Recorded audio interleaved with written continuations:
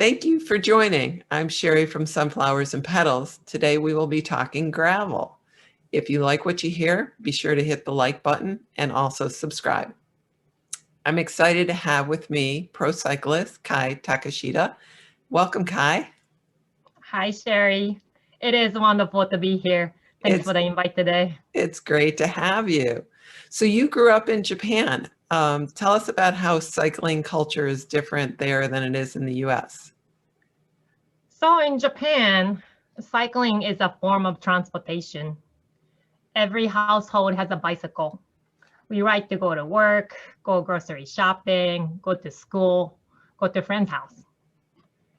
And this hybrid type of bikes are sold with a basket, fenders, a lock, a light, and a stand. And that was the only type of bike I was familiar with. So when I was growing up in Japan, as kids, we were not really aware of cycling being a competitive sport at all. One might think, well, Japan has K-ring racing, but to me at the time, it appeared the same as horse racing, as K-ring racing is an approved gamble in Japan. So I didn't think anything more than that, and that was before it became an Olympic sport. Japan has various cycling disciplines of sport. They have road races, cyclocross, mountain, and track. Also, several years ago, drop bar road bike became very popular, and more people started riding road bikes for hobby. The cycling culture as a competitive sport and hobby is surely there. As far as gravel is concerned, Japan is finally catching up. I actually had opportunities to publish several articles about my gravel experience and race reports for Japanese cycling magazines and media websites within the last few years. Even the industry people didn't know anything about gravel at that time in Japan. Wow. Yeah. And then I like to believe I helped introduce gravel to the Japanese bike industry. That's great. So what made you gravitate to gravel racing, and what team are you on now? So gravel was the natural evolution of cycling phases for me. I had this aluminum drop bar entry road bike when I moved to the Chicago area. Eventually, I joined the local club, Wheeling Wheelman. I started going to their Saturday group rides and did a number of century rides in Illinois and Wisconsin over a few years. I tried a little bit of road races and criteriums and endurance type events as well. And when I visited Arizona for a bike vacation with my hubby, Dan, we met this ex-pro cyclist from Minnesota who told me about gravel. So it was early 2014, and gravel was already very, very popular in Minnesota. I didn't know what it was, but it caught my interest. It sounded very adventurous. So I looked it up and found one race a few hours from home, and we did it. So I didn't have a gravel bike. Well, I should say there was no such thing as a gravel bike at that time. People were riding road bikes, mountain bikes, or cross bikes. Right. So I used my commuter bike with full fenders. And I know that's a heavy one. It was my first time riding on unpaved surface. And of course, my tire pressure was way off, and I was not used to riding on something that was not pavement or crushed limestone trail. So it felt like the ground was just moving underneath me. And it was such a windy day, and I was blown from one side of the road to the other, like over a dozen times. And into the headwind, it was like 8 miles per hour max. And then my race number plate that was attached to the bike, it got blown away by the wind. And I had to leave the bike on the side of the road to chase that number into some field. That day was very hard, but when I finished, the sense of accomplishment I felt was so great, and I just wanted to do it, all over again. Then fast forward, in short, I got hooked trying to find as many gravel races and events as possible. And most of them were very far. And we traveled using weekends, holidays, and vacation time. And we just had so much fun doing that. And it was a new discovery every single time. It just takes you to far more interesting places than paved roads. Sceneries, incredible. Roads are much quieter and safer. Yep. Like going over railroads, doing river crossing, riding alongside horses, like getting stopped by like 60 cows and 5 cowboys on horseback. I have like way too many great memories, and it was a lot of sense of adventure and discovery. And a few years later, I started racing gravel for Pan Racer Pro Gravel team 2017. And this year I raced for Avis Pro Gravel team. Great. Yeah. And then what's also different from other type of cycling is, the gravel is, that's the diversity among the riders. It's just a mix of everything and everybody. It's like a melting pot. All sorts of different bikes, different setup, different types of riders and background, abilities, age, everything and anything. It was quite interesting to line up at the start line with the former and current UCI World Tour pros on one side and Team USA on the other side, and then heavily bearded single speed rider with a cut-off shirt and cut-off jeans and sandals. And yeah, it's a very different vibe. Yeah, it's so wild. It's so wild. And we are all riding and racing the same course at the same time. And we are so different, but we are all having fun at the same time.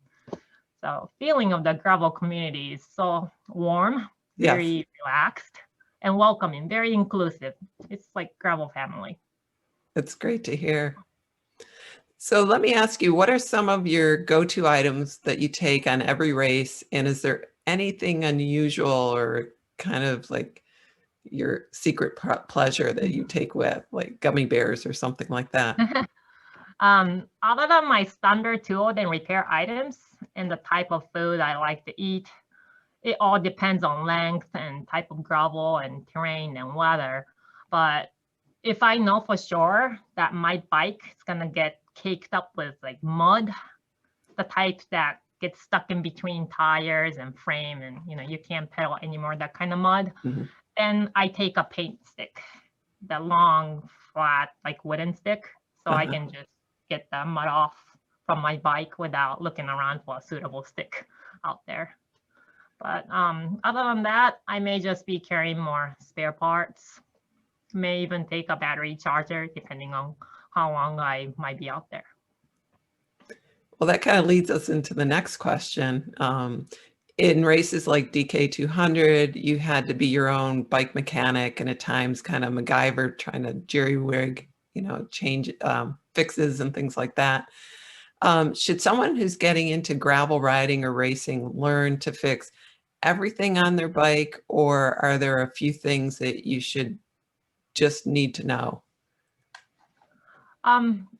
First, one should make sure the bike is in a very, very good working condition, because gravel riding is much harder on the equipment than riding smooth and clean pavements. So make sure the chain's clean and lubed, brakes work, everything is tightened and secure. You could lose water bottles if the cage is loose or cage fit itself is loose. And check your saddlebag so it's secure. And of course, one should be able to fix common issues. For example, flat tire. Carry some extra lube in case the chain gets very dry, because otherwise it's gonna start screaming. And gravel riding will take longer than road riding for the same distance. So consider extra chamois cream, extra food, extra water. I usually have a top 2 bag installed so I can put all the stuff in there. And once I watched the YouTube video on repair over and over during the way to DK. Now it's known as Unbound. It was so I could remove the rear derailleur, shorten the chain, and make it a single speed in case I got a broken derailleur due to excessive mud accumulation. Impressive. I was watching the weather forecast for days. It wasn't looking good. So I was expecting it. Then, of course, it did happen. My rear derailleur broke. So I was so glad that I was watching the particular YouTube video like so many times because I knew what to do at the time. So you made it a single speed? Yes. Wow. I'm very impressed. Yeah, I wasn't very fast, but I made it happen. So when it comes to gravel riding, I'm asked a lot about tire width, tubeless versus tubes, tire pressure. What are your recommendations? The industry came a very long way, and now we have very good, like really good gravel specific products out there. I personally been running Panaracer Gravel King tire for years, and I had very, very good luck with it. But width and treads may really depend on what kind of gravel riding you do and the gravel conditions. Tubeless or tube, I definitely recommend going tubeless, because tube tires have a risk of getting a pinch flat. You run tubeless and you can go lower on the pressure, and then you have more control. And sealant you use with the tubeless setup, it'll help fill any tiny holes. Right. But this does not mean you can't enjoy gravel if you do not currently have tubeless setup. In fact, the first year I did gravel, I always had tubes because I didn't have any. I didn't own any tubeless compatible wheel set. And as far as the tire pressure goes, there is no like one magic number.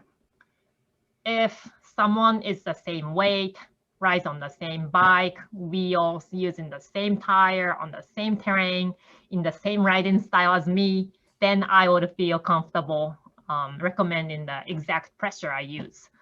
But it really depends on those factors. Right. Very true. Luckily, there are some guides on the internet. So I recommend searching, just gravel, tire pressure, and I'm sure you'll find some good sources. Then I will just use it as a starting guide. Then don't be afraid to see much lower PSI than road tires. Right. Different pressures feel different. So it's good to get out there, then try out yourself and just find the optimal setup. Yeah, I was on a ride this past weekend and one of the gals is like, oh, my back hurts and it's so bumpy. And then I'm like, what's your tire pressure? And she said 75. And I was like, oh my God. So we all have to learn. I had to learn too. Right. So you've been racing at the pro level on Zwift. How do you compare the two, outdoor and Zwift, mentally and physically? Yes, yes, I'm honored to be racing for this esports cycling team called Sheri's Pros Closet from the last season. So we participate in top tier Zwift racing series where selected teams race against each other in addition to many other races and rides. It is definitely fun to connect with ladies with the same passion from all over the nation, and actually also internationally. I believe the team currently has riders from 6 countries. And especially during the lockdown and also during the winter month, it was really, really encouraging to have other women on the same team working towards the same goal. And also it's very convenient, indoor Zwift, very convenient way to train and feel some competitive edge from the comfort of my own home. I have my trainer set up in the basement, and I actually use it throughout the year, winter or summer. Races are a lot shorter than what I'm used to outside, being 30 minutes to like 1 hour, maybe 1.5 hours, but it helps me to focus on shorter, harder efforts. And everything helps, I believe. And Also, it's a good way to maintain one's fitness when it's not ideal to go outside. True, especially in Chicago. Not cycling friendly in winter. Yes. So I'm impressed. You have your pilot's license.